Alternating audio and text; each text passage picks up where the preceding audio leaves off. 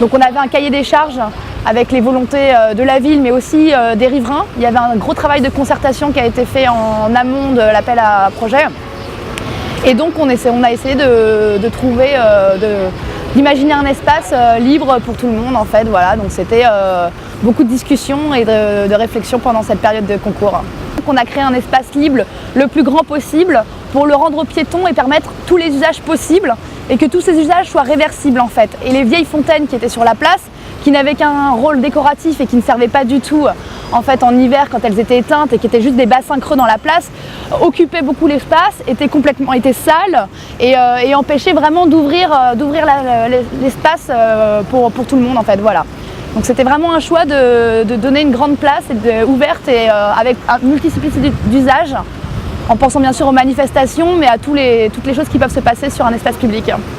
On a lancé ce qu'on appelle les dossiers de marché pour trouver les entreprises pour les travaux. Et donc suite à ça, il y a eu 1 an et demi de travaux avec plus d'une dizaine d'entreprises. Alors les gens disent souvent dans les critiques qu'il n'y a pas d'espace vert. Il faut savoir que la place elle est construite sur la RATP en fait. Donc on n'a absolument pas ce qu'on appelle de charge.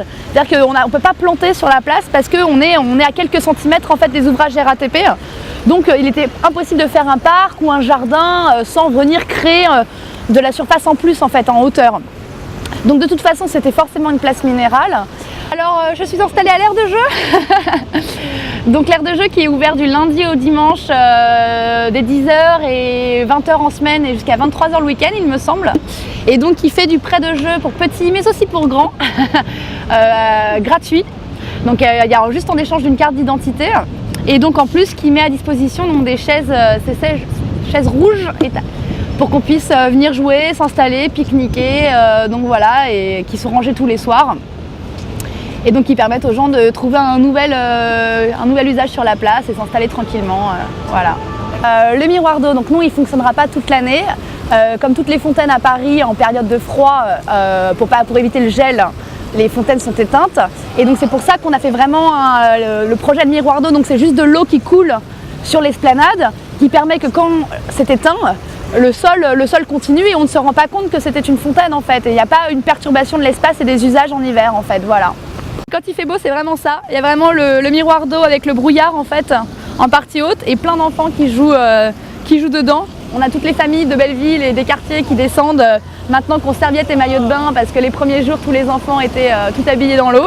Donc en phase étude, en fait, pour montrer à la ville tous les usages qu'on imaginait sur la place, on a travaillé avec un dessinateur qui nous a fait tout un tas de croquis pour vraiment imaginer comment la place pourrait vivre dans son futur aménagement. Donc là, par exemple, c'est une image de nuit où on voit l'aménagement pour un concert avec une grande scène et à côté des petits marchés nocturnes.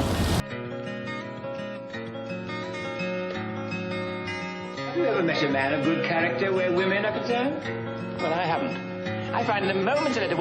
nous a demandé que cette place garde toutes les valeurs qu'elle avait précédemment et donc on pense qu'on a bien répondu à ça pour qu'effectivement les manifestations, mais les animations puissent venir s'installer, enfin que tout soit possible en fait, c'est la place des possibles.